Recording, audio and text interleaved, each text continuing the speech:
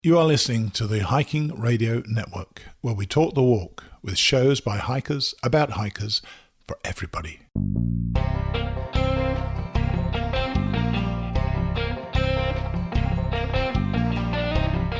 This is the Hammock Hangers Podcast, where we hang out and talk about everything from hammocks and hammock camping to the group hangs from around the country.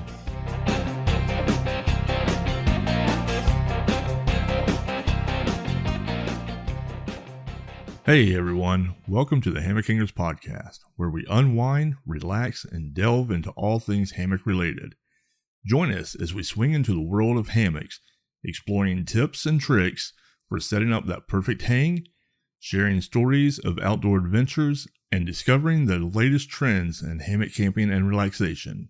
Whether you're a seasoned hammocker or new to the art of hanging, this podcast is your cozy corner to kick back, escape the hustle and bustle of everyday life, and soak in the soothing atmosphere of the hammock culture. Prepare to be inspired, educated, and entertained as we embrace the hammock lifestyle together.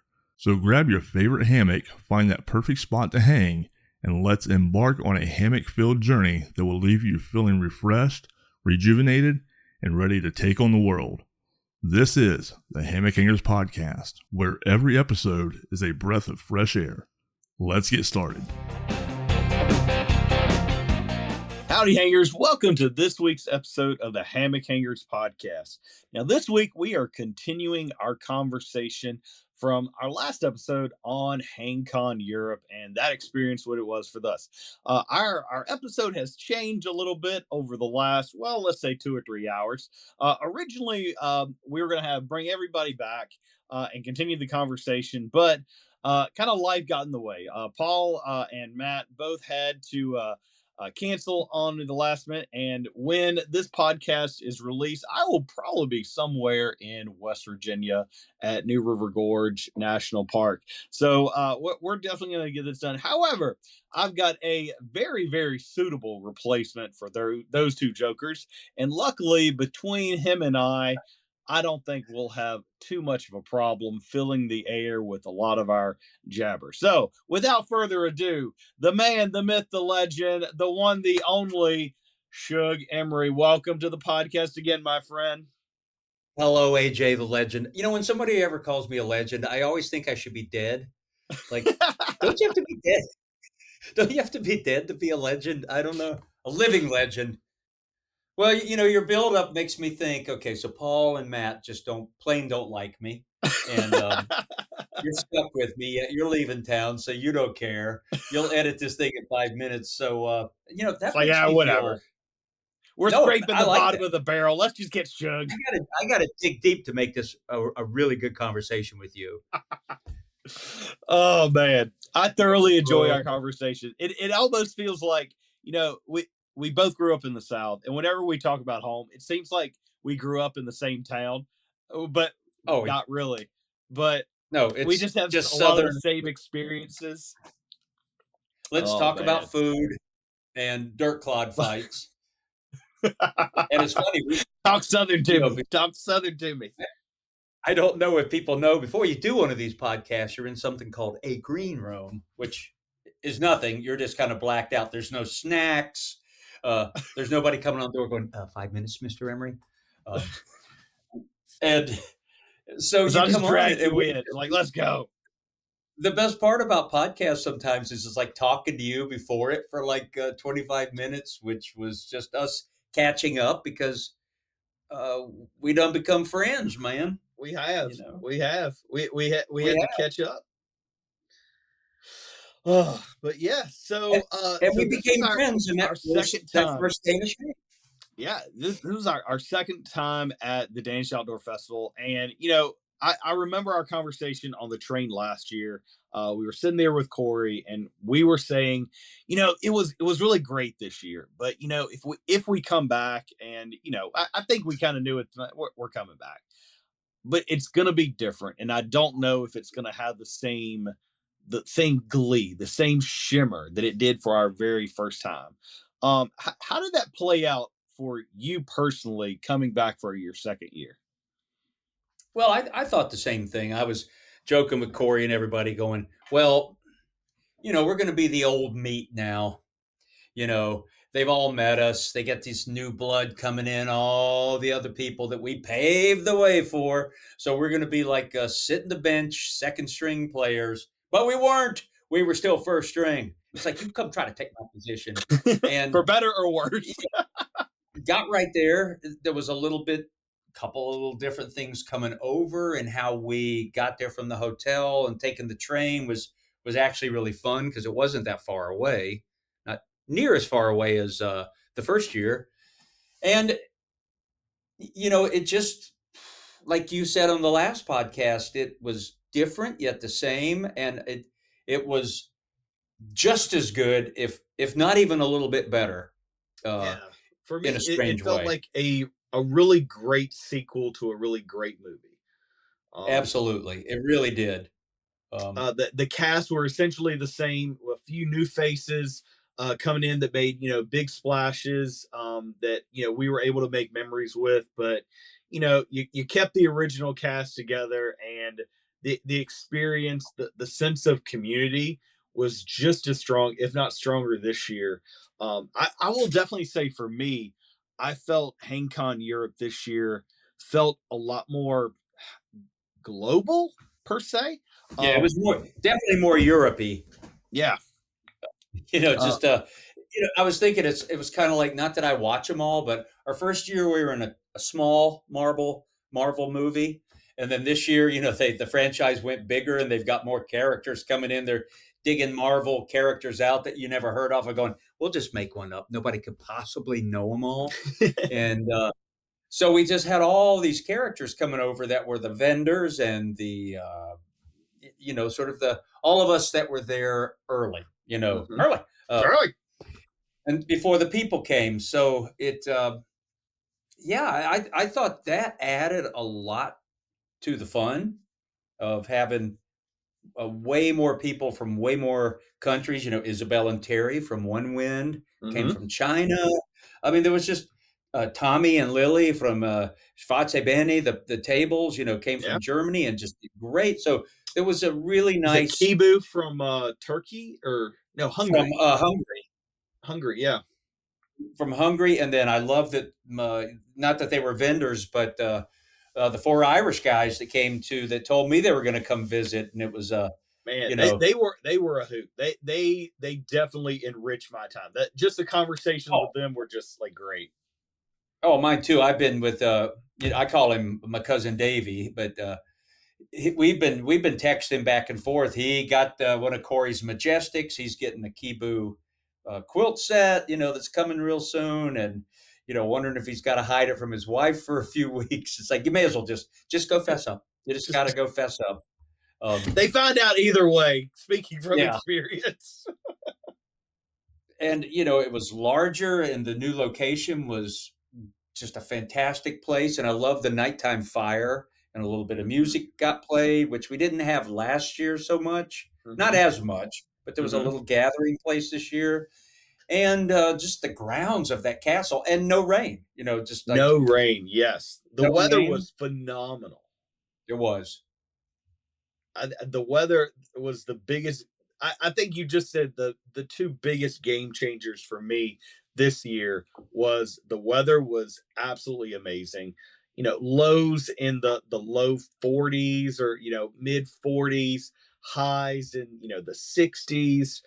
Sunshine, just beautiful. No mud that we had to Oh, swim through, the and the birds, the campfire. birds back in those woods every morning. When I was editing my video and watching Catherine Ann's, my Norwegian neighbor, and just Hmm. hearing those birds in the morning that would crank up about 4:30, but like they all had great accents and great cries, and just being in those beautiful woods with those in your hammock, it's like, I really don't have much to do today but walk around and just meet people and not miss my little stage presentation. That's the only pressure. It's not like I got to do really much heavy lifting. And just listening to those birds in the morning there was, to me, like really cool. They weren't annoying because they just had different accents, and they were so vivid, just the way they echoed through the woods. And those were beautiful woods. Oh, it was incredible. Like, and again, I would say even the woods itself was still very different than what it was last year. Yeah, oh yeah, definitely. Little more. They seem like woods that would be around a castle because you're out in the woods and there's just a random statue, a really old one, just just out there. Like you're so rich that it's like let's just put statues where no one will see them. No I one's love going to that. see them. I want that kind of money. Like people have to be lost or out of their way to come across this. I mean, and I'm not talking a small little statue. Like these are Yeah, statues.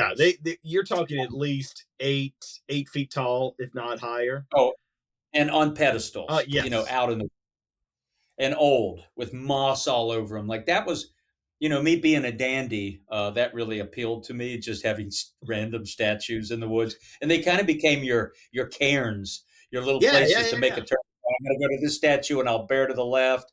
Go across the broken sticks. I'll head for that tarp. Go over the beaver wood pile where we all put the sticks. Hang a nice left loop, and I'll be right at my tarp.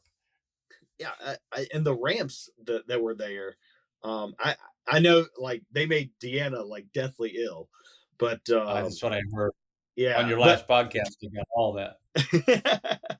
but they were really tasty. Like me and Matt like tried some of the leaves, we tried some of the flowers. That was really really it was amazing, and they were Yeah, just so 15 pretty. times a day, someone's going, you can eat these, taste one. I go, yes, I've gnawed enough sort of raw organic material that tastes like raw garlic since I've been here. I'm going to pass. Give me some candy. Let's hug it out and walk away. Because I have got garlic breath. I got ramp breath. So coming back for the second year, and knowing what you experienced last year, kind of having an idea of just how things work. Were there any like goals that you had coming over this year's? Like, I want to make sure that I do this or I experience this either again for the second time or just, hey, I didn't get to this last year. I'm going to make sure that I get this done this year. Yes, I mean, actually, not within the actual HangCon part, because to me, that's being in the woods with everybody, hammock to hammock, like we're just packed back there and just visiting in the morning with my coffee crew. Had the three ladies from Norway, Catherine Ann and Anya and Heidi. And I'd have coffee, they'd go over there and we'd have a morning talk. And then Steve and Monica right across the way, we'd holler across coffee. Davy'd come over and sit with me in the morning. We'd have coffee. Corey's right up there. So it's like you had the morning, and then it's like the people start coming in, the public. And then for me, because I'm not a vendor, I'm just a YouTuber, I just walk around and let people tell me how I got them into hammocks, and I kind of Walk know that around as now. people stroke your ego all day. Yeah, yeah, it's stroking my ego, and I tell you, the one thing I have really discovered about myself and my heritage is as an Irish guy, we we dream of getting compliments. You want a compliment so badly until you get it, and then you don't want Then it, you and don't know what to do with it. you don't know what to do with it, and Thanks. and as my sister had pointed out to me this past year, she said, "You've always been reward driven. Everything has to have a reward for you." And it's like, so true. But, but it's like after you've had so many people telling you that, and I learned this, I told you down in HangCon, Florida, if I had to learn to let people tell me and accept it graciously with the same grace that I would do with anybody. But it's like, okay, I don't want to show that face. Like, I want the compliment, but I don't want it. So See, that's that's all why I Meg is such a good compliment for you. She keeps you oh, humble. totally. So all I do is I just go around all day and I visit people I know and I go hunker down here a while and then I'll run into people that I haven't met and I can see that they recognize me in some way and we sit there and talk and it might be 2 minutes, it might be 20 minutes, it's just go. I mean, that's all I do. And then I'll kind of go back down to my tarp and regroup or to someone else's. Like I have some spots like going over to Leshevik, the Mm-hmm. Polish guys with Mm-hmm. the wonderful thing. Like I can always go to their camp to kind of regroup. They'll fix me a tea. I've met them. I can get my energy back. Uh, just certain places I can go. I can go back down and visit. Call them the Danish Wild Bunch. Nils and Sene and all them that we met Yeah, last yeah. year. I could go down to their camp and just sit down, grab a seat. And what I love in Denmark, everybody always grabs you a camp chair and sits you down and just be a real person. Kind of, I mean, not that walking around being Shug isn't, but you have to be a little bit more. I'm Pluto at Disney World. Somebody wants to come over and take a selfie, and so that's what I do all day. So to answer your question, when I did get back into town into Copenhagen this year, wanted to go up to that industrial area that's north. It's sort of northeast of Copenhagen. It's called uh, Ravel. I can see it now. Ravelsport or Ravels something, and it's all these outdoor food stalls, and it's kind of rustic. Bands rehearse up there. It's like totally an old industrial area. And Is that where the ski slope, like it's the close. incinerator is? It's not right there, but it's the closest you'll be to it Okay. because it's deceiving. You can always see it from the top of a building, but when you get up closer to it from there, you go, oh, it's huge.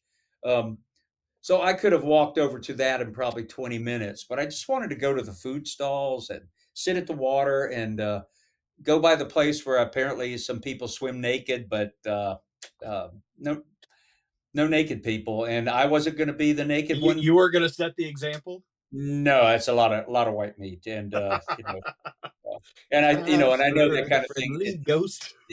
In Denmark, it's not a big deal, So, but there was just a lot of stuff to see, and there was an outdoor garden kind of hippie dining place that was really beautiful. I went in there and met a lot of people that are there to study improving themselves being chefs, and they go there and they grow vegetables and they work this place. So that was something I wanted to do last year. So I did that.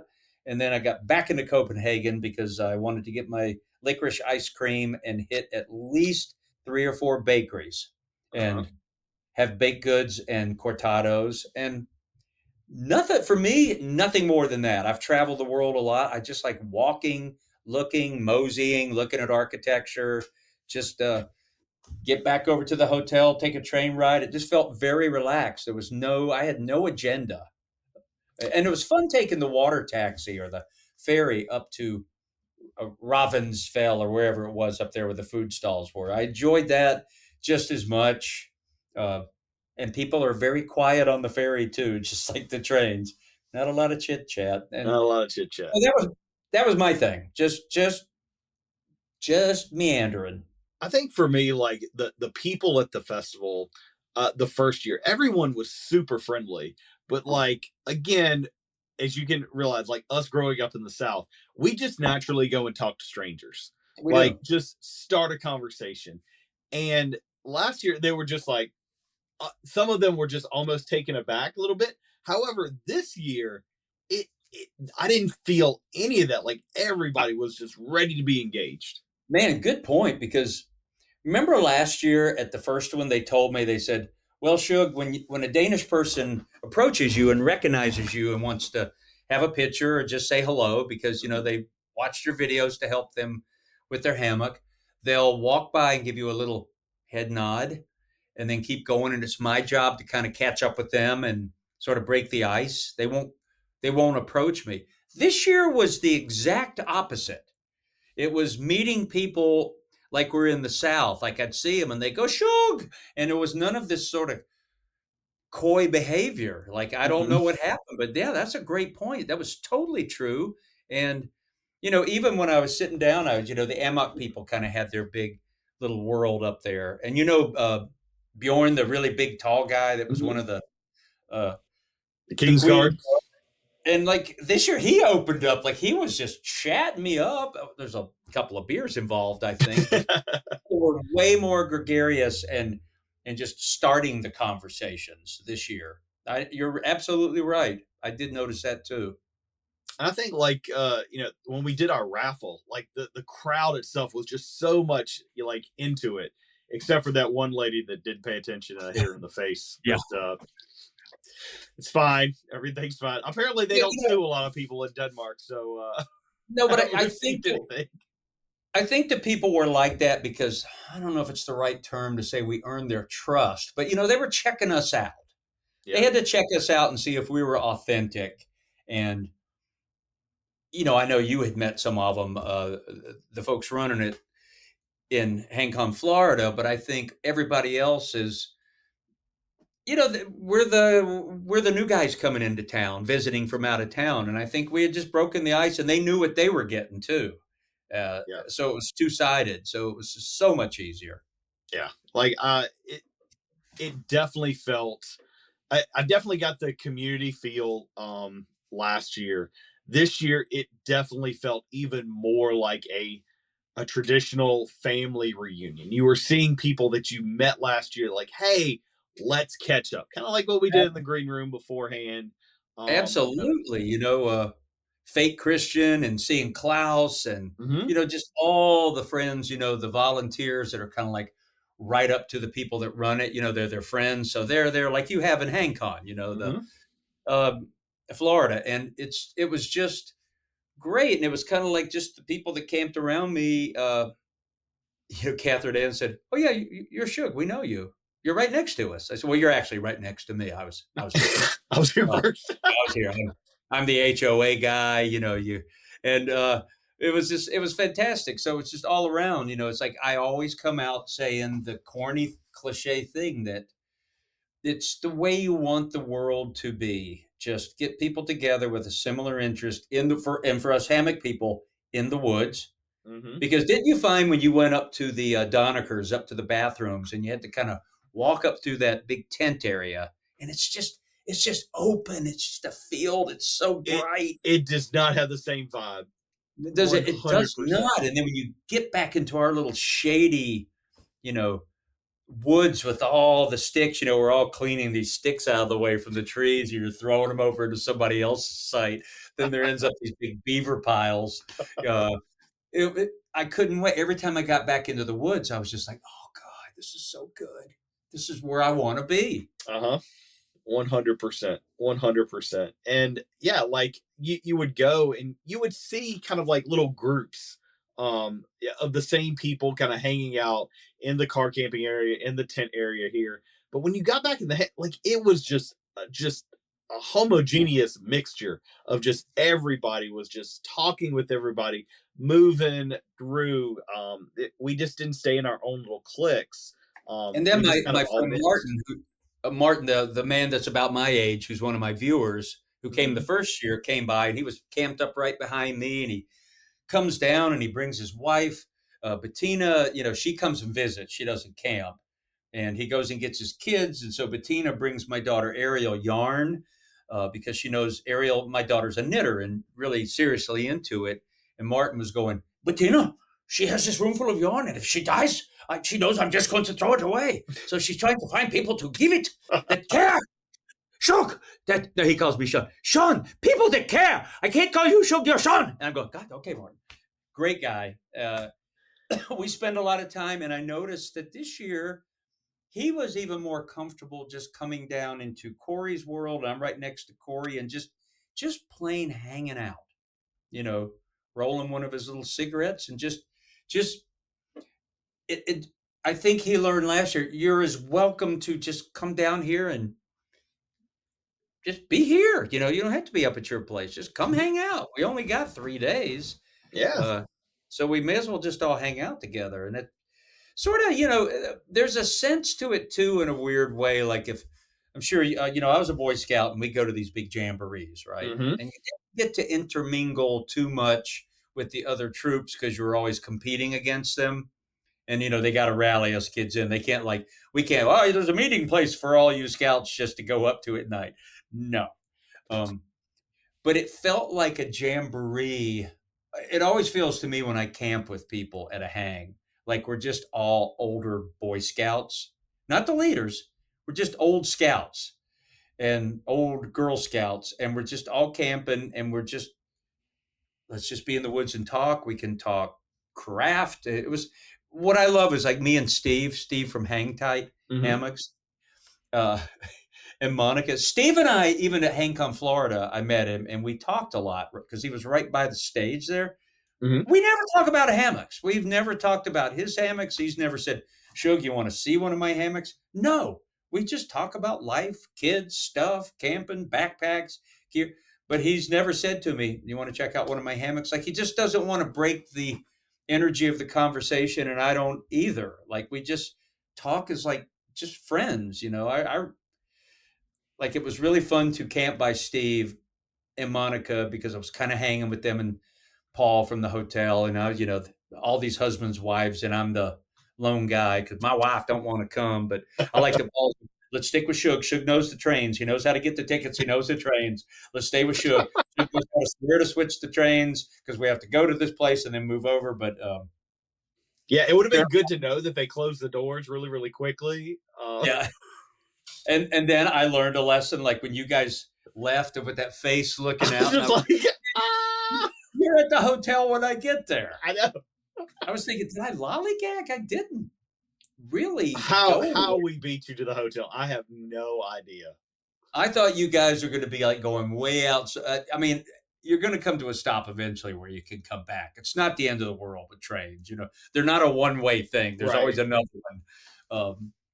But it was kind of fun. And I noticed Paul he kept going, now, don't leave without us because we need you for the train. And then I was looking for, he's already gone. I think everybody went. If Shug can do it, we can do it. It's not that difficult. They have these things called maps. You just look on it, color coded. There's a red one and a green one and a yellow one, and you just kind of. I think Paul found this app too that tells him exactly where to go. Well, I think if I go, next year if I go back, I will do that. Just scan the app thing. But I got the ticket machine down, and it seems like it says something like something kroners, and I get home and then I see it converted with my money, and it's like $3 to get this route. Like it's not expensive. It's like any, New York City subway or anything. But yeah, so the country felt familiar to me this year. Copenhagen certainly did. Mm-hmm.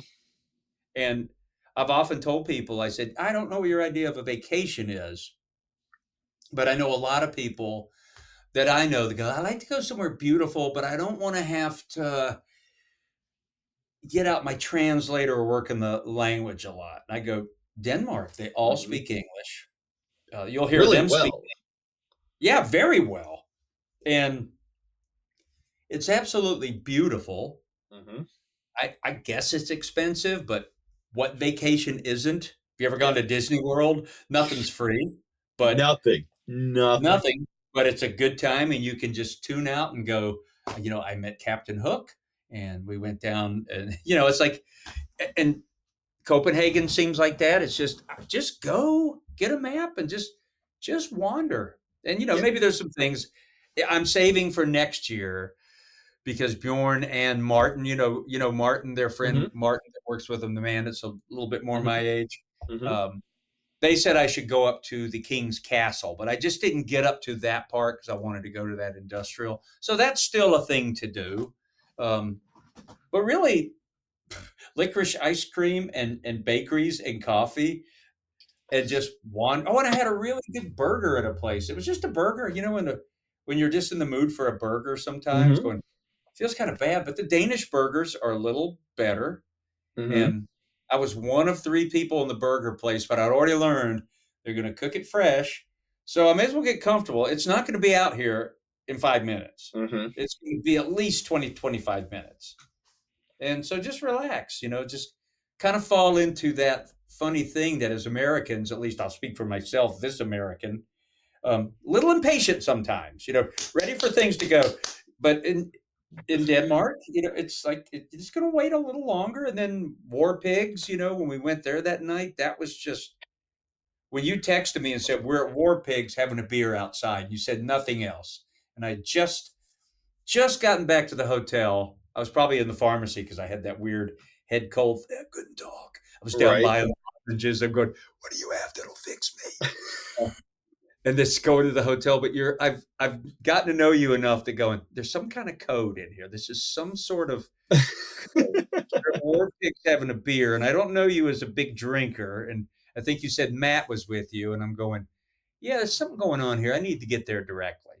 And I did, and then it was like a real treat going over there. Yeah. Lars and Jonas. Because you got that, you were like, hey, you can get this licorice ice cream that you've been looking for, like literally 2 doors down. And that was a really unique flavor. Like all the licorice ice cream in every shop, tastes different, has a different color, a different Mm-hmm. sort of groove to it, Which kind of blows my mind too, because now it's like I've got to try them all now. I didn't. I have There's to not try like there's not like a vanilla ice cream licorice. There's there's chocolate licorice. There is the salty licorice. There's the spicy licorice. There's sweet licorice. It's like the ice cream, the place that was up from War Pigs, it had like some kind of mix in it, like it was a licorice, like it was. And their version of licorice is different than what an American might think of black licorice being overall. mm-hmm. Some were very black licoricey, but that ice cream sort of had a mix of something. It was like salty and just had a very unique European backbite of licorice taste. But we're probably grossing people out with the licorice Probably. talk. Yeah. Most, It's so divisive. Licorice is either something you really like or you really really hate. Can I say this right now? I'm just going to put it out in public because I say it now. When people go, I like red licorice, I go, that's not licorice. It's not That's red licorice. because it doesn't have anise in it. What do you mean anise? Anise. It's a spice, and it's like it's what makes licorice licorice. It's a flavor. You can buy it in the, where you go over and get your vanilla and all your color stuff. You can buy anise, and you'll go. You ever had Jägermeister? It tastes like that, and then people will just go, well, yeah, but it says red licorice. I said, does it? I think it says Twizzler. Yeah. Oh. Road It's candy. That's not shaped licorice. like licorice, but it's really honestly not licorice. Well, why do you make a big deal of everything? I'm going, I'm not. I'm just for once I kind of like going, I defend black licorice and most people don't like it. So when they go, ooh, I like red licorice, I like to sort of take you down a peg.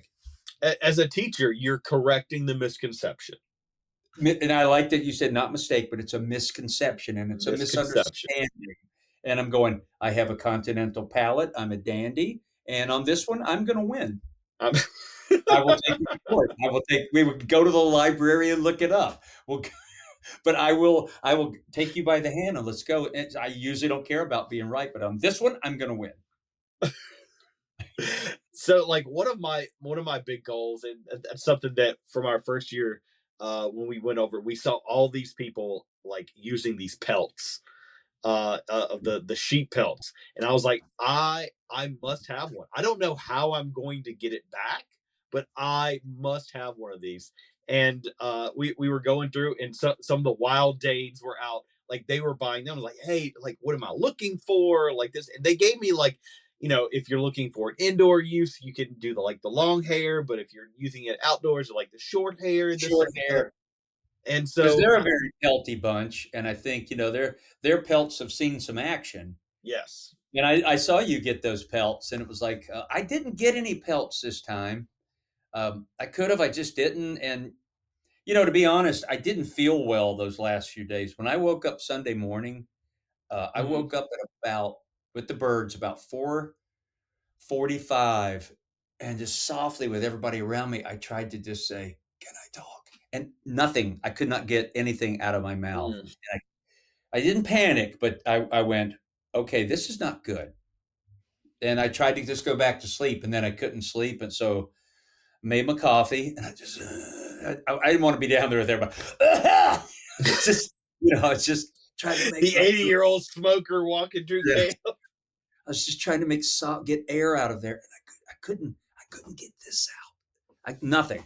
So I had my coffee. I said, let's just have the coffee. And then I buckled up and I walked up like you're heading up toward the Donekers up there through the tent area. And there's that big parking lot. And I just went up there and started just doing my lip vibrating and loosening everything up. And started to be able to croak something out. Because I had a stage spot at noon, and I was just thinking, I still have a lot of people to talk to. That's all I'm doing here is talking. So if I can't talk, it's just going to be sad. I'm going to feel like I'm in Loserville. But I was able to get it going, and it got a little better. Never great, but I kind of had this. I got there, and I got that, like I said, that post-nasal drip. So I sort of had this sore throat, and just had to fake myself out going, you got to pretend you're at 100%. But you're really operating at about 68% here. But you can't go around and tell anybody that. You have to just fake it till you make it. That's right. make that stage show, get it done, and you can't go and the people go, I can't talk to you, I don't feel well. I'm on vocal rest. I can't do that. I would so that was a little alarm for me Sunday morning. Just like, oh no. So I had all day Monday when I got to the hotel. I purposely didn't go meet anybody for dinner. Paul kept inviting me up, and I said, no, I'm going to pass. I've just got to not talk for a day other than what I got to buy. And I just walked around and just said what I had to say to get it done. Bought these. Oh, they have the best throat lozenges in Denmark. They really work great. They taste kind of like orange or lemon, and I even brought some home. And I really just ate and I got some food and then I went to the hotel and I just kind of watched a movie on the computer. So I said, I cannot go out because I know me, I can't not talk. Because if I don't talk, people go, are you feeling okay? Are you a little down? Do you have the fatigue or The vapors. the vapors? Have you developed some disease? I mean, like you create your own monster. So if I get quiet, people think I'm ticked off or just uninterested. So that Monday really helped me just kind of going on as much vocal rest as I could. So then Tuesday met everybody, went to War Pigs, met you guys. And then I was out Wednesday morning flying home. And I will tell you,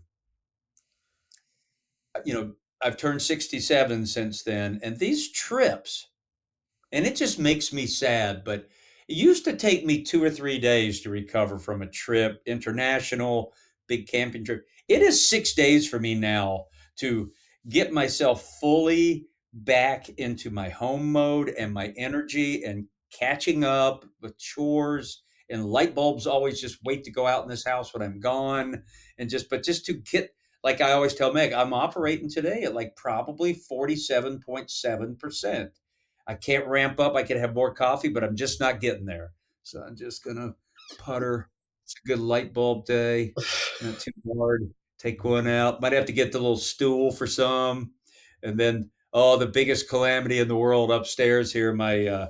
I was going, Meg, you don't hear that? And she's going, yeah, I heard it, but I'm just waiting for you to come home. The fire alarm was beeping. Uh, so it's just putsy work. And then, just going around making a list of what I got to do. And then looking at my bag going, I'm generally the guy that gets home and likes to kind of unpack right away. But I did not after Denmark this year. It was like, it sort of sat out there and then not out for like 2 days. I don't care. So, like your Sunday when you woke up and you said to yourself, the show must go on and I need to fake it till I make it and push through. That was me Thursday morning. So we actually got You in mean on the front side on the front side of the festival or getting home? on the return home. Okay. So I probably got in bed Thursday morning, probably around 2 a.m. I had to be up and teaching at, by 8 or so the next day, because I'm pretty sure if I was gone maybe like one more hour, my classes would have revolted and there would be a riot going on. And so it was just like, I am two-fisting coffee.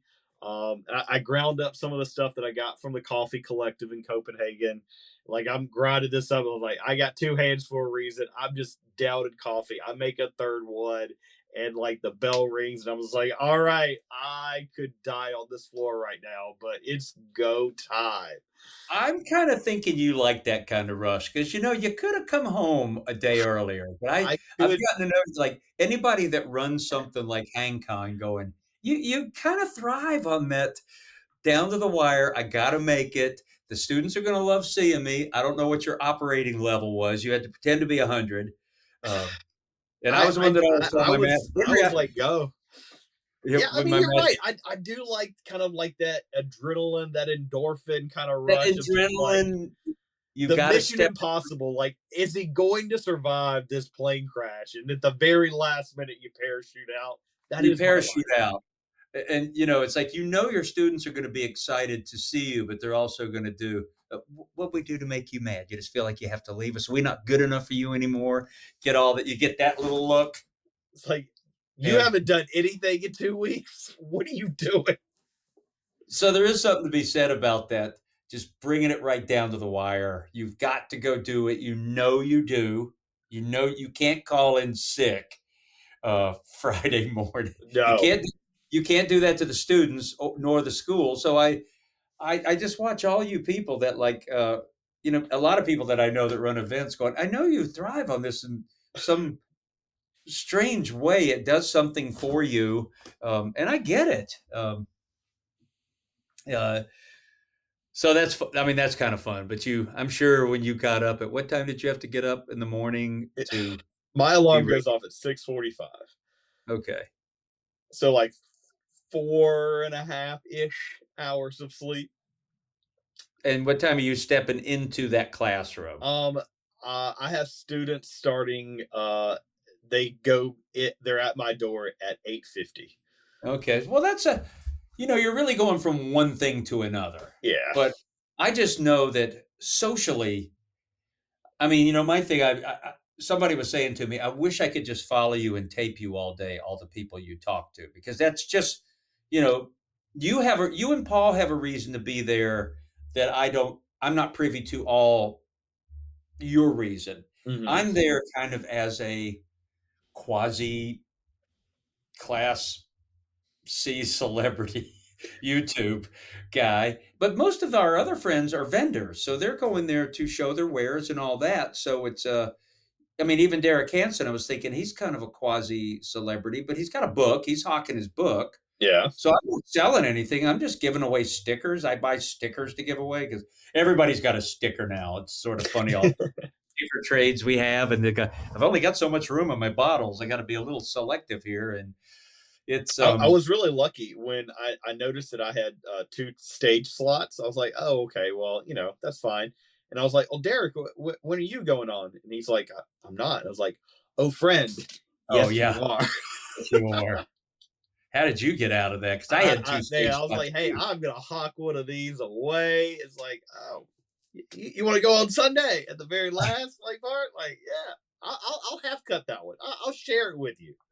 But it was fun to see like Cal and Christian there from Yobo and see Hmm. them there. And when I got home, I actually ordered one of those the turtle bug chair because I Hmm. sat in it there. I sat in it at HangCon, Florida. I went, this is a great this chair. I must have one of these. Um, and to also see like Danny from Superior Gear come and do really well. Um, Yeah. and Derek was there, and he was going to get Shanghai to go from because I saw how the Danes greeted him in Florida. So Hmm. Derek Hansen being new there, and who I really met? I met him in HangCon, Florida, but I really didn't know what he does. I know he's a good friend with Mr. Mock with Weston, but Matt from Red Paw Oh, Packs. Matt, What a cool guy and a nice super great setup. guy. Super great guy, really good guy. Like him a lot. I So enjoyed that meeting the guys from Ticket to the Moon, which they were I didn't Igor know and really anything about them. I just thought they were like, the mass produced hammocks or whatever. But like, no, they're not. Like they make all their stuff, and he actually gave me one of their prototype bags that looks like this patchwork quilt, and I've used it for like field trips and stuff when we came back, oh, and I want to be taking on his stuff. He's super friendly, super great guy, and they he also came up had to that. me. They Oh, I was also going to say had when I that was super packing up, Igor came long up.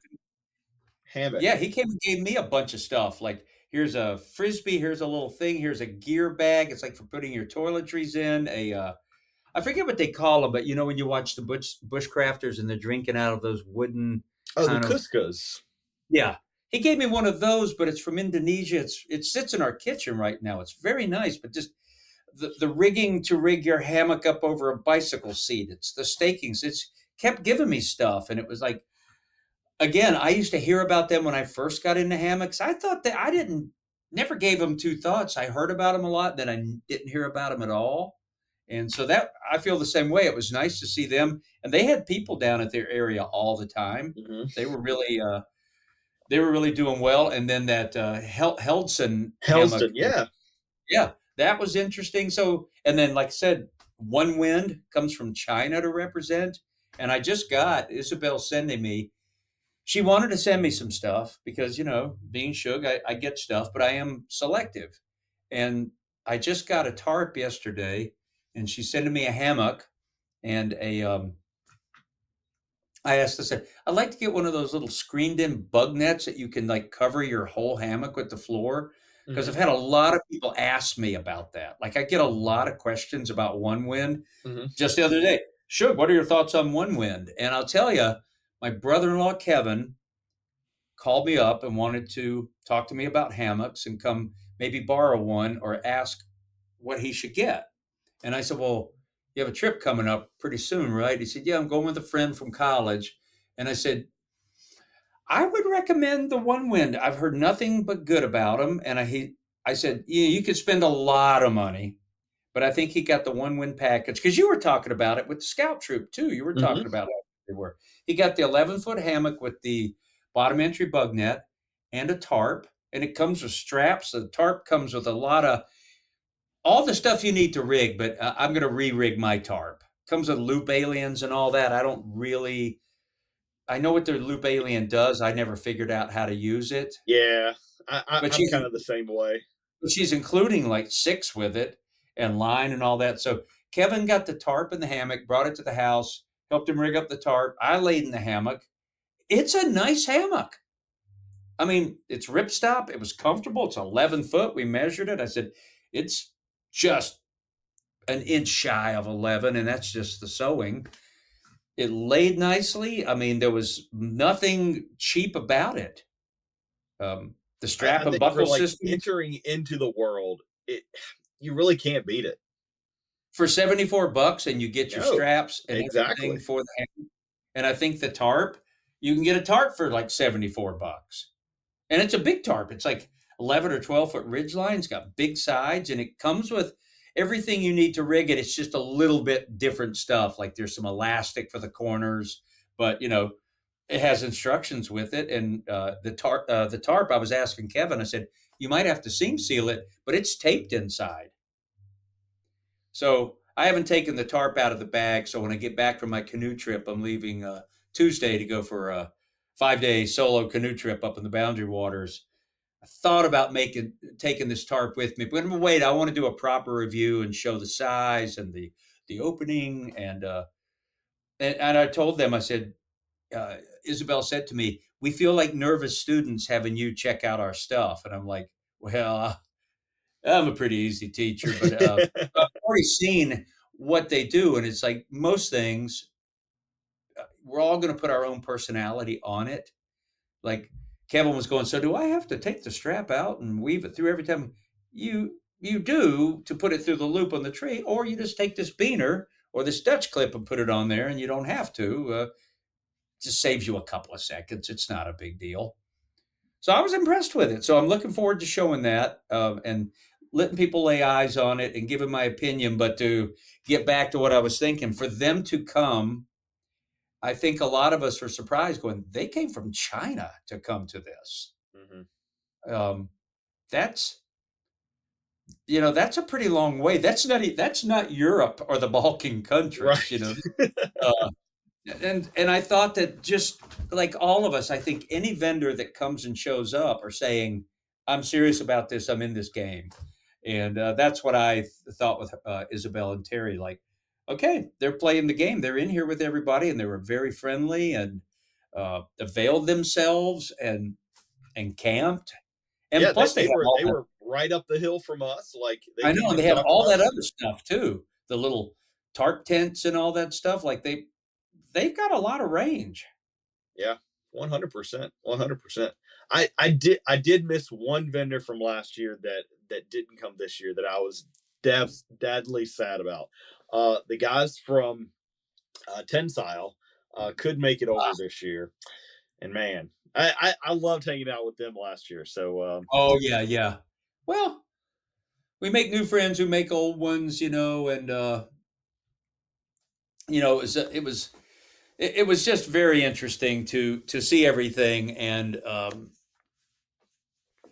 you know, and I'm one of these guys, and the reason I want to show the one win stuff or any vendor I meet is Well, it was like meeting you and Paul when I said to you last year on the grounds at HangCon Europe, I said, I'm coming to HangCon Florida. Now that I've met you guys, we've done a podcast, but now we've met live and in person and we've hung out for a weekend, for a week almost.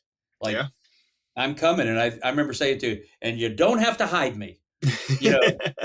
Um, so, and I feel like that with the vendors I meet at these things. If I meet you and have a talk with you and several talks and drop by and we talk about hammocks and, she gave me a gift and told me that, um, this sounds a little like a humble brag, but Isabel told me, she said, when we got into making the hammocks after just being a fabric maker, um, somehow we found out, they said, you and Derek Hansen, we watched your videos, but she said, I can understand you.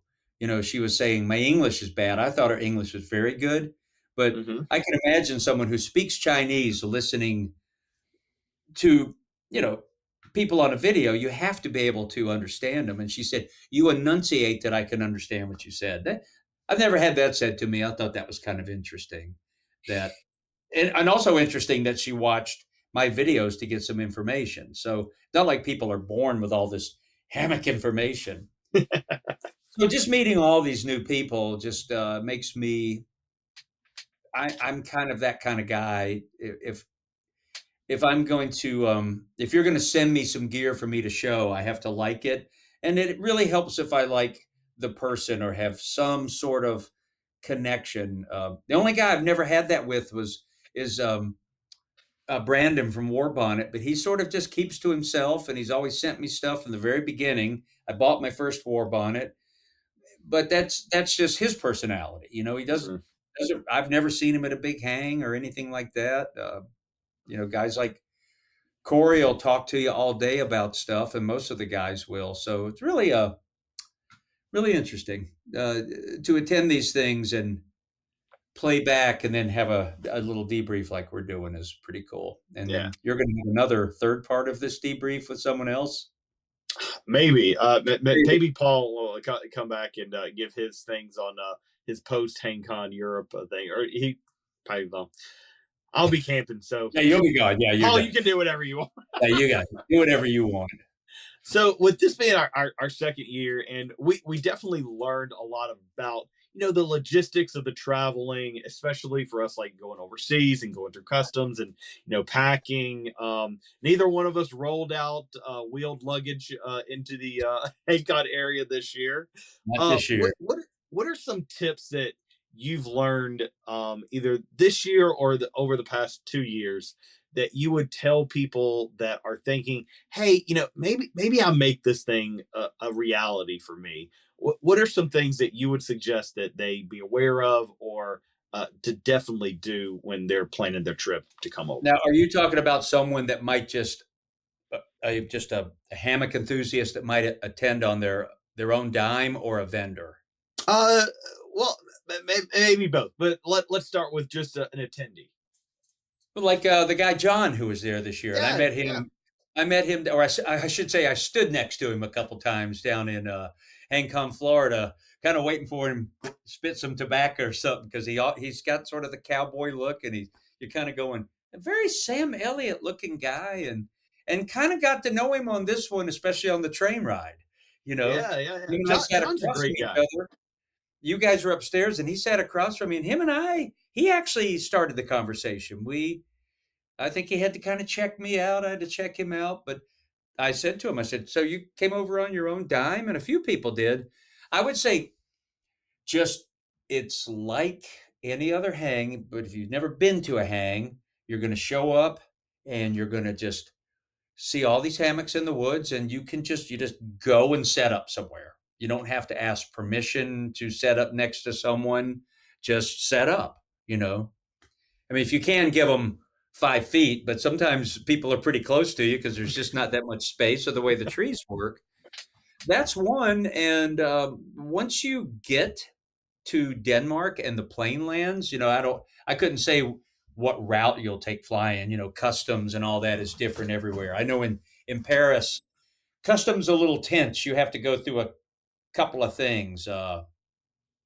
It was pretty easy this time for me because I went to Canada. There was just some passport checks, and then get to Denmark, I just get right off the plane. But you can watch a video on if just put a video in going from Denmark airport to Copenhagen, and it'll just show you the train route. It's just someone going, go to this thing, get this train, and you'll find it written anywhere. And it's if you've ever taken any kind of train or subway, it's no different.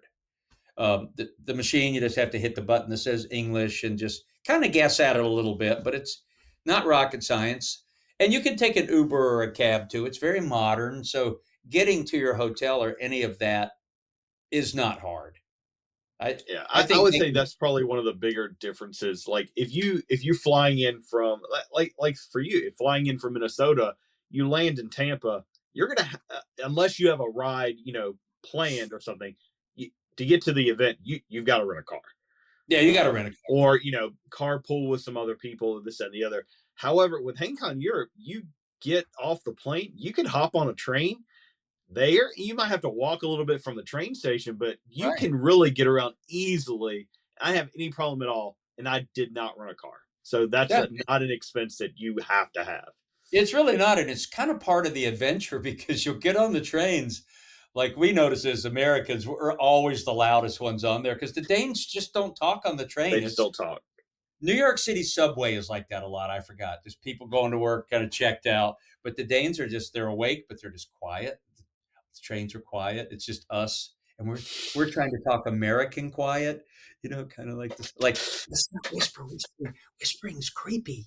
But Oh, just but you get to see the people, you get to see a little bit of the countryside, and you kind of go, "Gosh, it looks a little bit like London in some places." It's got its hillbilly parts, and it's got its industrial areas. It's like it's not all picture postcard. Like, Mm-hmm. they lead us to believe in every country. It's like the yellow building right on the Right. canal. It's not all that. But it's beautiful. And then you get like out into the country, man. It's like, oh, there's farmland, like where our castle was. Fields and Mm-hmm. farm. Look, some of it looked like Wisconsin to me. So it's pretty easy. Just go with an open mind. Maybe just try to learn one word like tak, T-A-K, which means thank you, and just have one. But they don't expect you to speak Danish, nor do they want you to, because they don't want to sit there and hear your bad Danish. And as you know, it's a very hard language. Yes. Like the word hammock is hangukoi, hangukoi, hangukoi. That's a tough word to say. Their So letters it's do not make the same sounds that ours does. no hangukoi. So you just get there and roll with it, and you'll get to the hang, and it's it's like any festival. There might be I mean, everybody seems to come in happy. I don't know about the parking and all that out there. I guess it's ample. They have great if you go to it, because it's not just the HangCon area, it's also tents and what do they call them? The overlanders, the Overlanders, Jeeps. yeah. Now they live good, don't they, man? There's tables, dining, candles. Like they're really almost too much. I like how we You live. want to talk about dandy camping? Oh man. Yeah, that's dandy camping. It's kind of going. Us hammock guys we're the roughers. We're rougher than anybody else down there, the way we camp. But great vendors and food and vendors that you'll know and vendors that you've never seen. Like I love that Clima gear, Uh-huh. and they want to make a presence in the U.S. And I was telling Lars and Klaus, I said, boy, I have that mesh underwear. It's almost like a Fredericks of Hollywood mesh see-through. But I wear it winter camping because it absorbs your moisture, gets it off your body, and doesn't soak your clothes. I've been using it for 3 years now. It's very effective, but they have like nice merino wool with that inside. Like, um, they were interesting, but just you walk around, none of the vendors, it seemed like a Clima, they're not really there to sell. They're playing games to give away stuff. It's not a hard sell place, really, Yeah. other than the food. Um, maybe some of those vendors that sell like the little lanterns or knives, but I don't know. It's just very interesting. You'll see a lot of good gear. There's places to eat everywhere. There's talks on stage.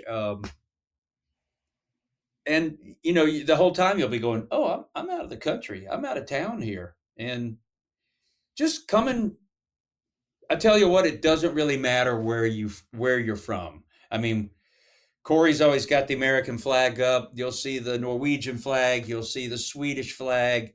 Um, Catherine on had, she's Portuguese plus Norwegian, so she had all of her flags. So see the Hungarian flag. So everybody's flying their flags, which is cool. So you can kind of get a clue where people are from. It's like an outdoor Olympics without the competition. Yeah, you have to Google the flag. What flag is that? Oh, that's Poland. And everybody is really nice. I don't think I didn't encounter one mean person or one jerk. No. And that's kind of like, and I've said this before, is that an anomaly with just the hammock community? I've met people at hangs that were not so great individuals, but I think the overwhelming majority at every hang is there's just this peaceful community mindset with just the overwhelming majority of people. Absolutely. Like even when I went to HangCon, I didn't hear any talk of politics, and this was Florida. Yeah. And I didn't meet one jerk. Now I did meet the one man who said to me right away when he met me, he said, "I don't get your humor."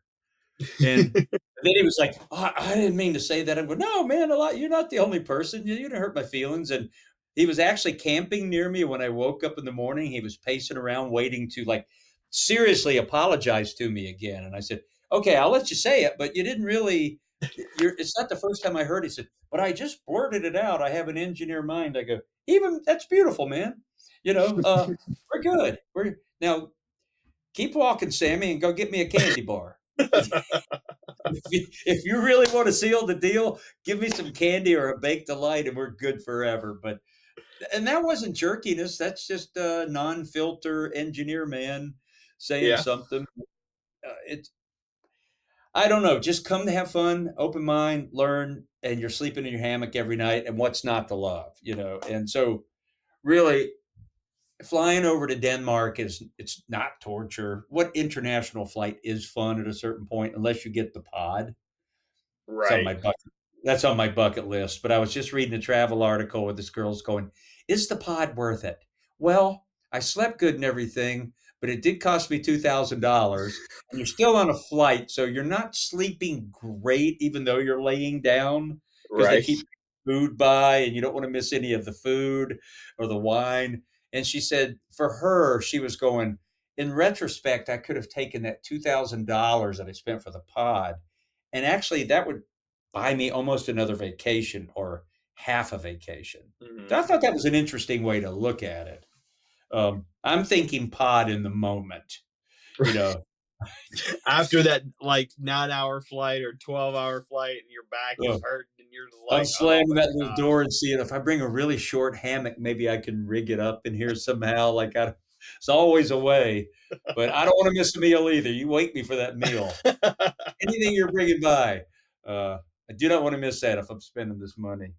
So, but yeah, and this year I did it without a check bag, and there was nothing that I went I don't know without. I just don't know how you did that, and you still had the ukulele. And I still had the ukulele. Yeah. So you just carried that big fat sack on board and put it in the overhead and just dealt with it? Nobody said a thing to me. It was just I imagined it when I bought the bag, it has the dimensions, but just most of us, we bulk out the more that we do. But I shoved it up there, and it's like reading something in the Bible. As long as you say it with confidence, nobody's going to say anything about it. Exactly. Oh God. I mean, I think also another really great thing just about the location. For one, you're experiencing history. You go around, you see the vendors.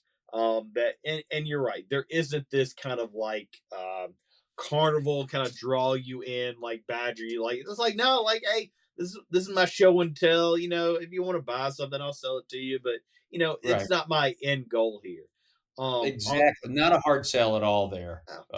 And I was telling you, people were asking me about in Denmark, what would you say the difference of HangCon Florida? And I'm going, well, it's hammock specific. Mm-hmm. So there are no tenters or overlanders. And I said, all of the, all of the vendors that are there are hammock related. And I said, because we have the most vendors in the US, so they can bring their stuff, like you can go to buy. Because I noticed a lot of people that attended were telling me they're coming and shopping around. They don't know what they want. They can, they're down between Corey's Majestic or a hammock gear thing, or I don't know if I really like that hammock gear underquilt, but I like the UGQ. Like they're doing their comparative shopping. So I thought that was a little bit of difference of HangCon Florida was just the specificity of hammock only, and vendors that are coming to actually sell, and but they're none of them are hard selling, but they have gear there. Right. Where in Denmark it was more like, oh, there's those offshoot vendors. Like if you went to a craft fair, there's the people with the lanterns and the knives and soaps, and that's all interspersed between the gear vendors. But I know Acclima had a thing where you go spin the wheel, tick, tick. I think it's rigged, so you're just about going to win something. And they were giving out those nice wrist warmers. And then Catherine Am won the thing at the Osprey stand where you load the pack the fastest with gloves on. And she won that. So she won a really nice Osprey pack. So you're doing these little games to win stuff, which was kind of fun. Like she was going around winning all kind of stuff. She won some booty, and I think if you're looking to go somewhere and you've wanted to take a vacation overseas and you can't quite pin it down, and maybe you can't get people to work on your schedule. I mean, you could go to this HangCon Europe alone and you would make friends. I met an English guy named Grant that was there alone, and we talked, and I recognized his name from comments on my video, and then I saw him the next day, and I said, "Hey, Grant," and he was like, "You remember my name?" And I'm going, "Well, when I met you, I was going, okay, you're British, Hugh Grant, I sort of associate, and I'm going, I'm getting better at that, but I have a magic power." But you half the time though, I'm going over to Corey. Going, what's that guy's name again? Corey has this great mind for somehow remembering names like the Danish names. But so you could go there and go alone and feel very welcome because you're stepping into your tribe. Mm-hmm. Um, and when I'm in Copenhagen, I'm basically alone unless this year I met up with you guys more for dinner and stuff like that, which I didn't last year because I was in a different hotel afterwards. Um, but when I go on my romps, I just go alone. It's not weird. You're just walking around looking at stuff.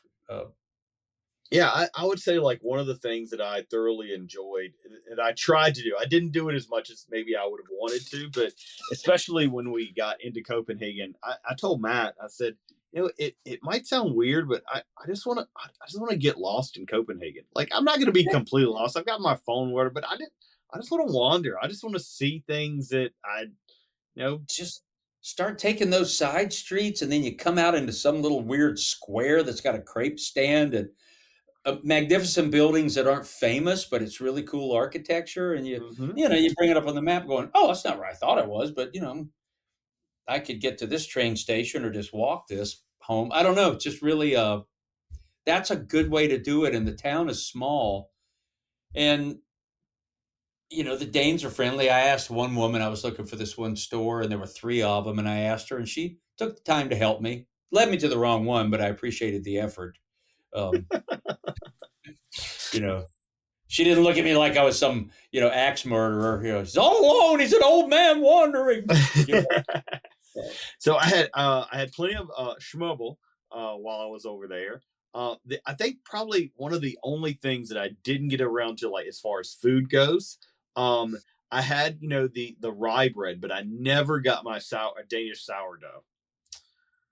But I did get the ice cream. That was kind of like the big thing. I got my pelt that I installed on my chair in my classroom. So now I have like this medieval drone as chair with the big pelt on the back of it, which Next is is your yeah, yeah, yeah, Viking. You're which is slowly completely becoming ridiculous being in you're becoming Florida. Hagar the Horrible. And You have a so dog like smirk. man, I You know, definitely left with my just that same feeling of my heart just being full.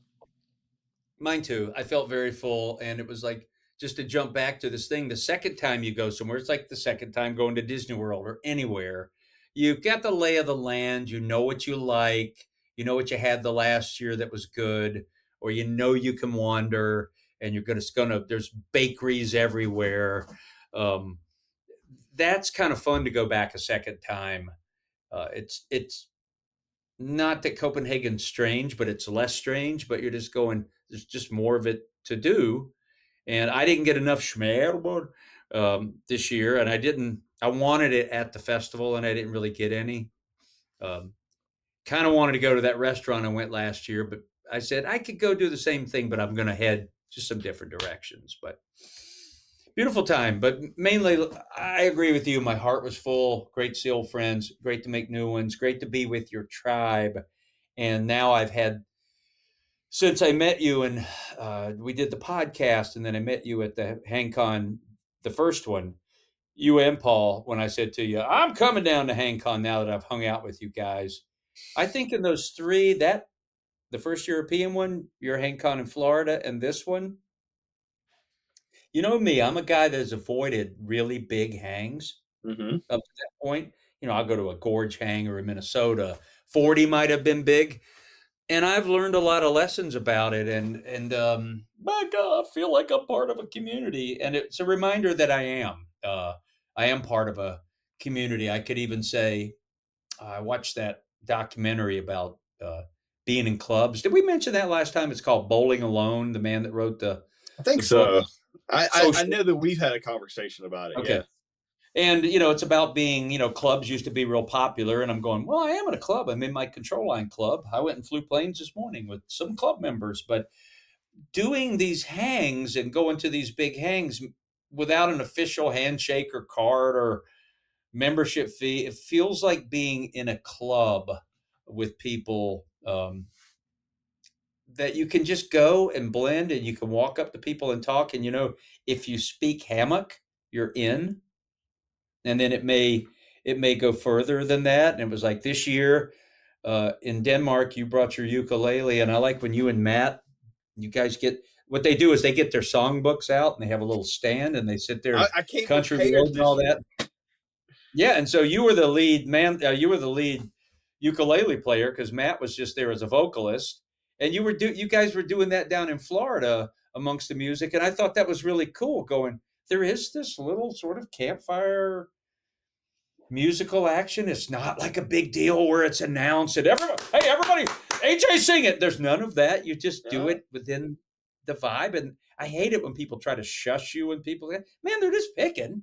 It's like it's all part of the vibe. And you had a lot of people in Denmark up at the fire. I went up, and I had come from where they were just singing the Danish national anthem, and came over, and Nils was up with you, and you were playing the uke, he was playing that guitar, and you guys were on country road, and all these I'm looking at Sene is in there, and all these Danish people are around, and everybody's getting their little harmony and has their phones out to find the words, and just like not belting it out, and then drunk loud people and not drunk loud people, and every hammock here, hammock yobo there, and this just like it's just da, da, da, da, da, going on, and it's like this is perfect. I love that there's no one directing this, nor were they at HangCon Florida for the nightly gatherings. It just was very organic, and it just kind of happened. If there were music, it wasn't somebody going, somebody play music. There was never that. It just happened, and there was the people that sort of sit back, and there's the people right in the fray. And um, gosh, I just love that. So I like being part of that club where it just let it flow a little bit, just let it happen. Yeah, You know. those nightly Oh, campfires were just really, really they're always the highlight for me.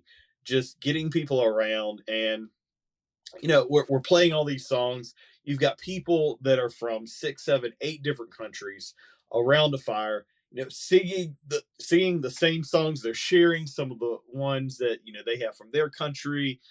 You may have some other people, like one of the other Nils kind of brung over a guitar, and he was playing with us too. And there's just something about that organic magic that just happens. Like you said, like we're not saying like, hey, we're gonna have music at 8. Come around the fire. You're gonna roast your Right. marshmallows, but everybody need to be gone by 10. We're Yeah, gonna I do don't. this, and then it's like, no, let's just come and let's just let it happen. If it happens, it doesn't. If not, then that's okay It, too. Let's it just doesn't. In HangCon, Florida, when the big raffle was going on, I'm thinking I don't need anything. I have everything. So me and Ketchup were just talking. That guy that had the banjo on him all the Mhm. time, and we just sort of there was Juan's guitar over there, and I hadn't played the guitar in a while, but we just started. I was just doing rhythm on it, kind of like the mandolin, and we just sort of started playing some music. Then the raffle let out, and people started showing up, and someone was drumming on a box. I think it was Sean from Rewild or something, and yeah, it just all kind of manifested itself into this jam. And then I passed the guitar off to somebody that was just staring at it like I stare at candy, like I was going, "Would you want to play this guitar?" Yeah, I would really badly. And I wandered off. Then I come back and everybody's singing. Everybody got their phone in their hand. They're singing, "Play that funky music, white boy." And I'm going, wow, there's a banjo playing the lead on that. This is where so it made me realize, oh yeah, you just need songs that people can sing. John Denver stuff, just hmm just songs that people kind of half know. And these days everybody get their phone out to find lyrics, and it's not rehearsed, it just happens. And I like that. Yeah, it's not 8 o'clock music time, done by 10. Ugh, I hate that. So it just happened, and you guys were just hunkered down by the fire there. I filmed a little bit for my Danish video, and just great, man. I just that's a big plus yeah, of just having that nighttime gathering atmosphere if that's something you want to do. And hmm and I know myself at these big hangs, I'm going to go down, and I'm probably going to be one of the last to leave. So these three big hangs in a row have been very good for me as a human and as a man getting older, and just not that I don't like to put myself out there, but just they're fun. I've had fun at all of them, and like I said, I got my cheap mandolin for next year, and I'm already writing down some, so I can have 5 songs in my pocket that, like, if somebody says, "Oh, play one," well, it's not going to be some song that only I know.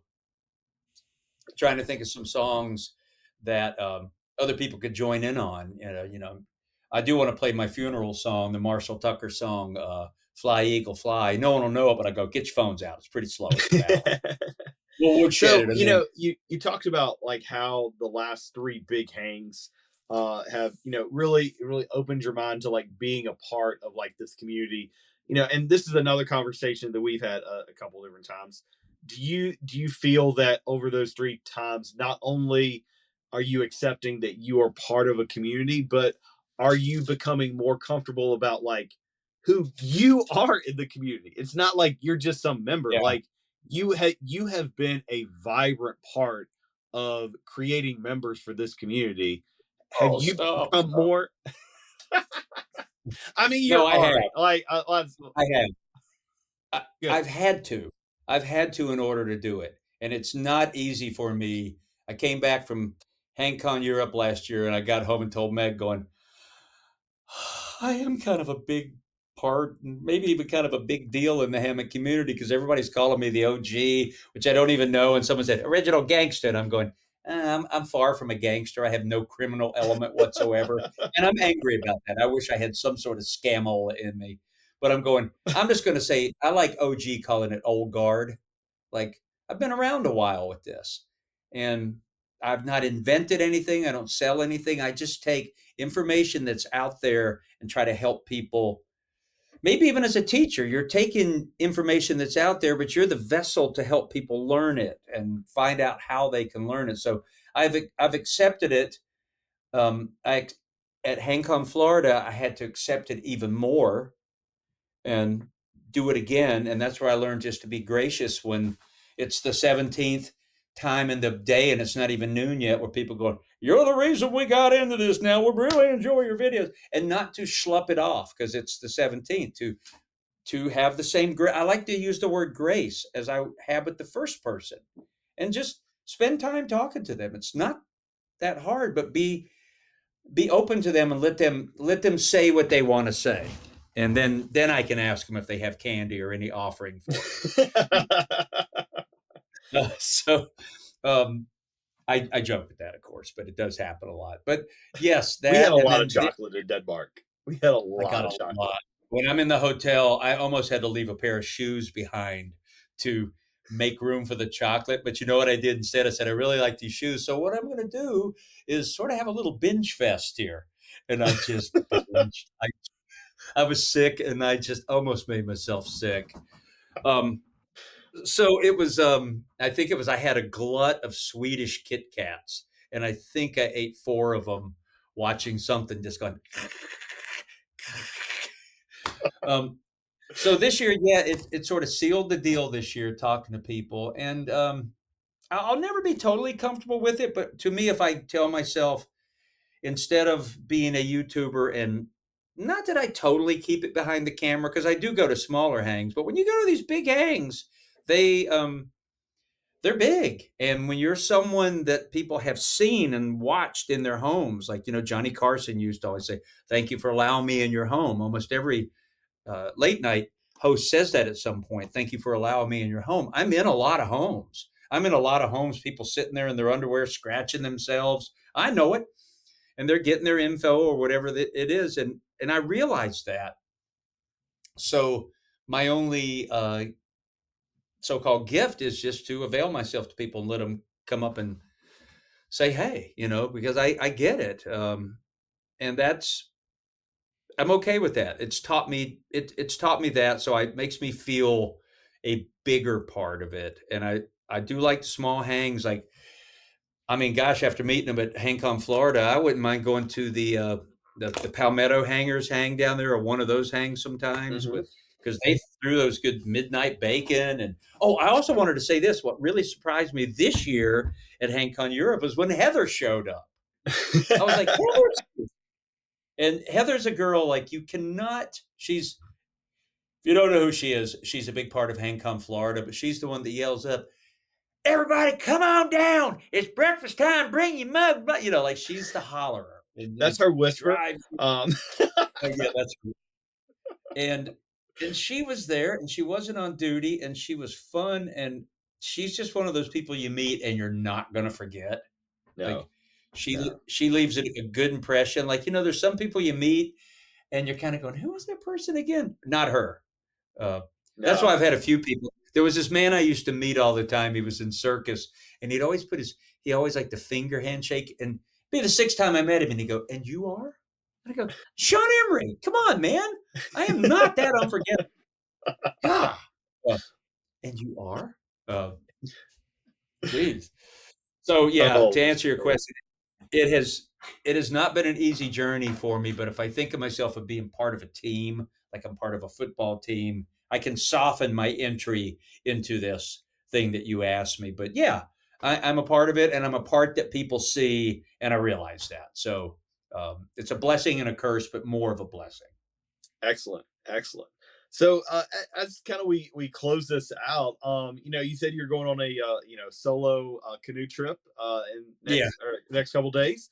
yeah. I'll leave Any other big Tuesday. plans coming up? Any more hiking trips or any other travel plans? Or Well, I want to get the canoe trip done. I like to get a couple trips done in June, and I have some my summer chores around the house. It's not as hard as last year with the deck, but I had painted over some wood that was cedar, and I was just too lazy to prime it first. And I said, I'll just paint it and see what happens. Well, a lot of it's peeling up, so I've just got some scraping and painting to do, which is like nothing like the deck. And right, playing bass, and I'm taking care of my feet. I'm looking forward to, after this canoe trip, I'll be doing some portages, carrying the canoe and my stuff to see how my feet feel, because they didn't hurt at HangCon too much, but I'm not over it yet. It was just I was skiing in these boots, and it's just my arches got bad.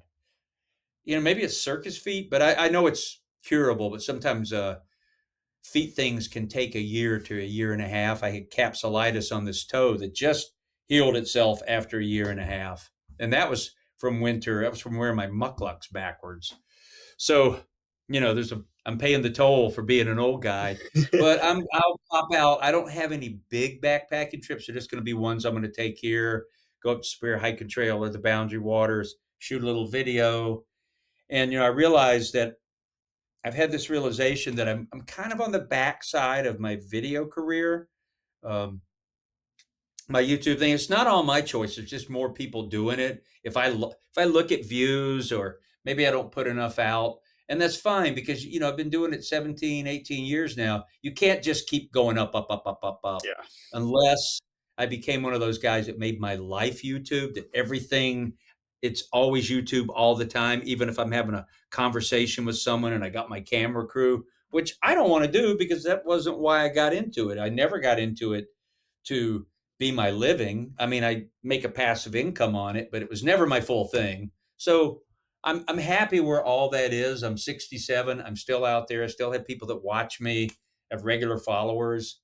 I count that as a blessing. I've covered almost everything with hammocks that I can think of, which is why I'm kind of excited to show the one wind stuff, something new. And other than that, I was thinking about maybe doing I tried doing a little 3 minute, not a YouTube short, but just a little series of 3 minute hammock tips. But I doubt that'll happen, because one sense I'd like to start a channel where I just tell circus stories.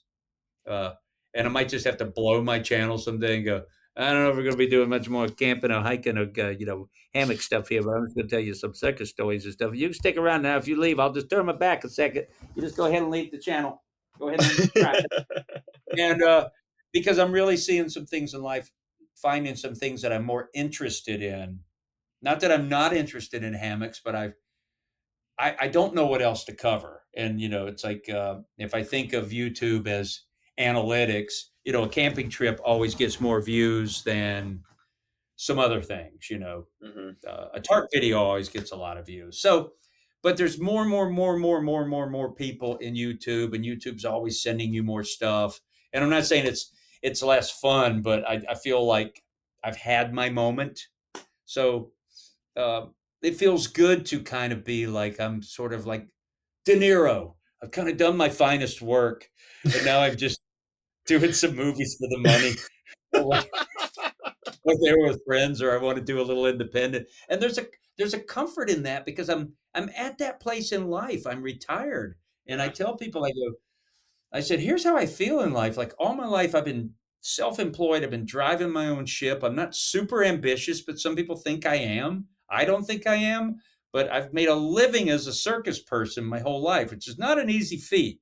Paid this house off. We have an IRA. We're retired, but I feel like I've crawled out of the front seat of my car, turned it off, taken the keys out, and I'm handing them to you, going, here's the keys. I'm just going to hand them to you now. There you go. I'm going to get in the back seat. Now you just drive, and I'm not going to wear my seatbelt or anything. Just going to ride back here. So just take me where you need to go, whatever. I'm just riding around with you. And I feel, and it's not a sad thing. I feel that's where I am in life now. Like, anything could happen for me, Mhm. and maybe nothing will happen. This is what I've decided at this point. Like, maybe I'll start a funk band with my bass, but maybe it won't happen.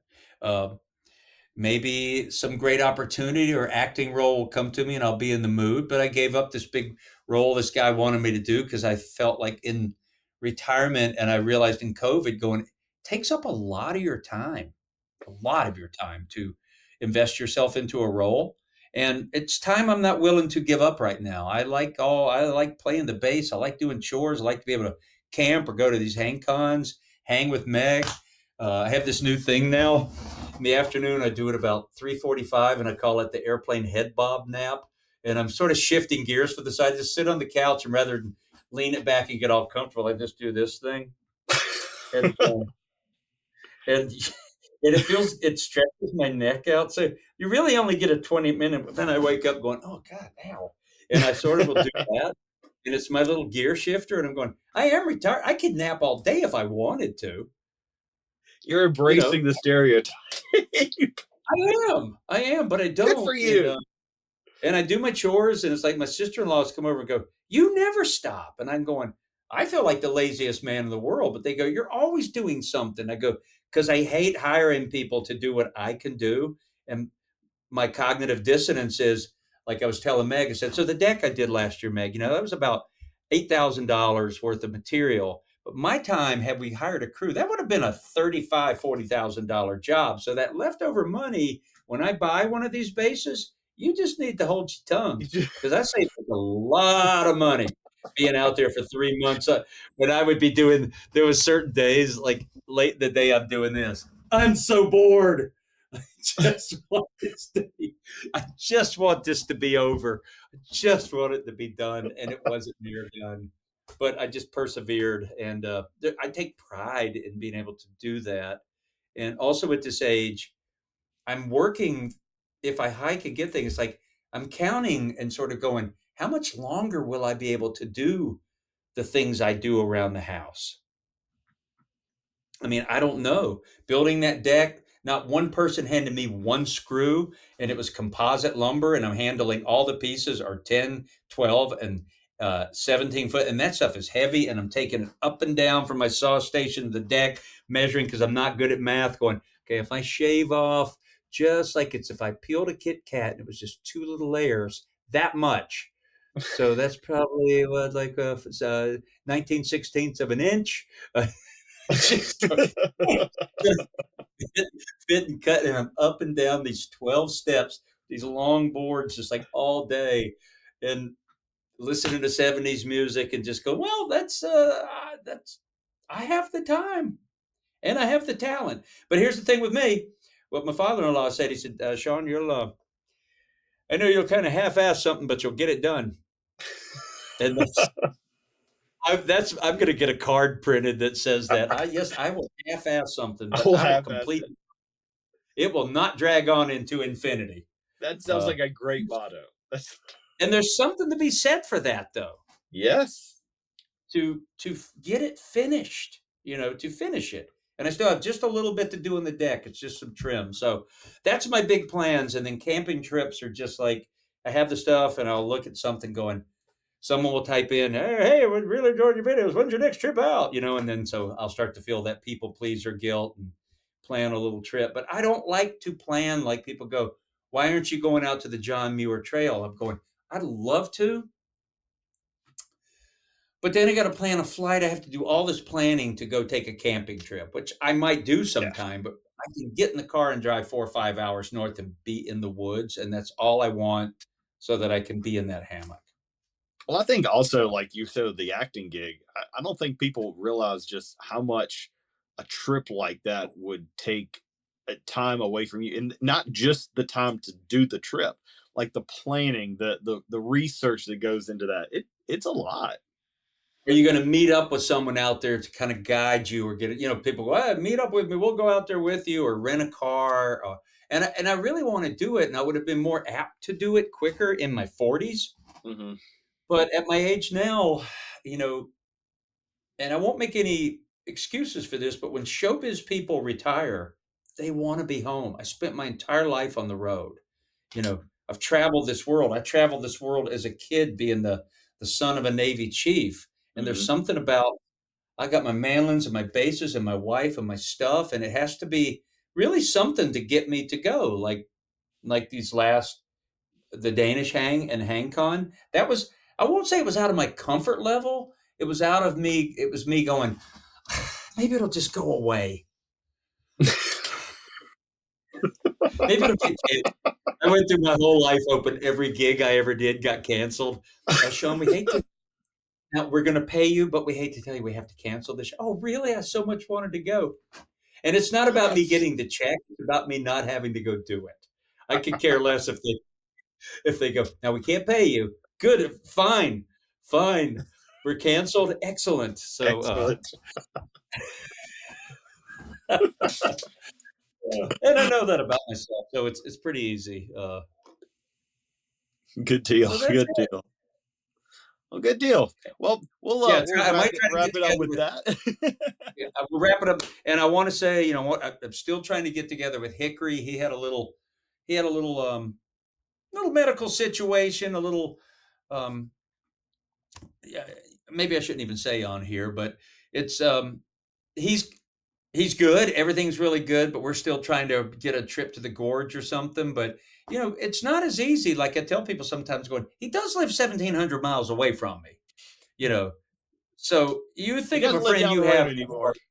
I can't just pop down and go to the gorge anytime. It has to be kind of a special trip, and I'm sort of due. But I will tell you, life just seems like it's flying by. I have a very full life. I wake up excited about the day, as I'm sure you do, and plus we have these adventures like these hangs in between. And I hope that all of you out there have a life that you just feel like you can enjoy and invest good time and spread good vibes and take the time to do good things. And I know we all have to dwell on sadness and things going on in the world around us and all that, and have some empathy for it. But it's still okay for you to go out and grab some joy here and there, because we need joy in the world, and you need joy in you, because we've got that joy, joy, joy, joy down in our heart, down in our heart, down in our heart. You got that joy, joy, joy, joy down in your heart, down in your heart today. I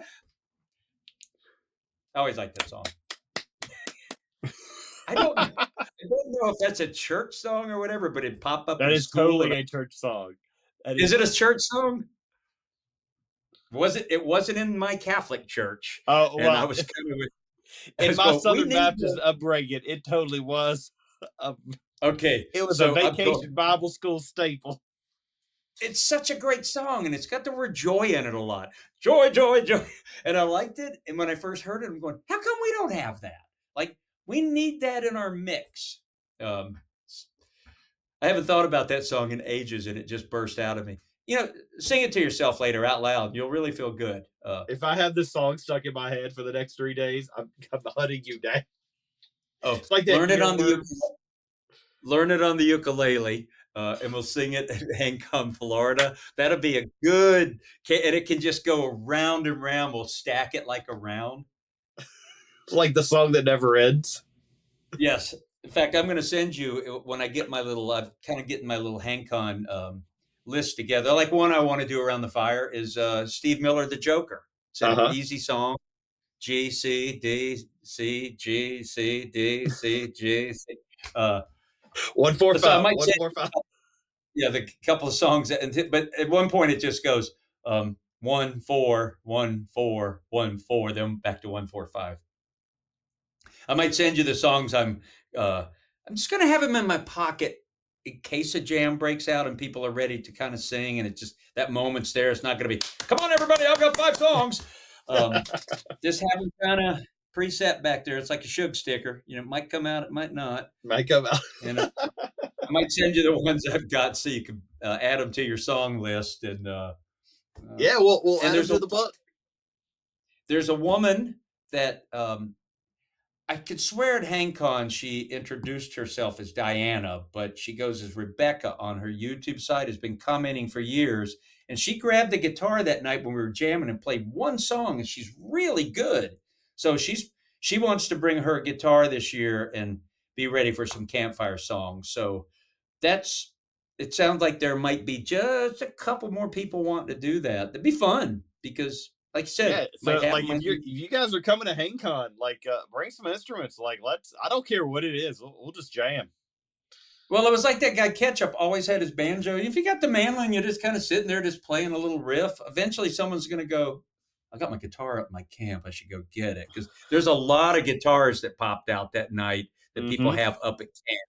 They just don't bring them down. I get that, but I think Juan having that beater out there, it was a great idea because that is a great instigator for someone to pick up an old guitar. And, I don't know if that guy Ketchup will be by, but I never saw him without his banjo on him. He had that banjo he built on him at all times and always ready to play. So who knows? You never know when a jam session will just break out. Never know. You never know. Are we wrapping this up? We wrapping this up. All right, everybody. Thanks for joining us for another lovely conversation with the wonderful Shug Emery. Thank you, my friend, for joining on. And if you've enjoyed our conversations, which I hope you have, I hope you tell people. Buddy! Oh, was that inappropriate timing? Yeah, maybe it's fine. And if you didn't enjoy it, just keep your mouth shut.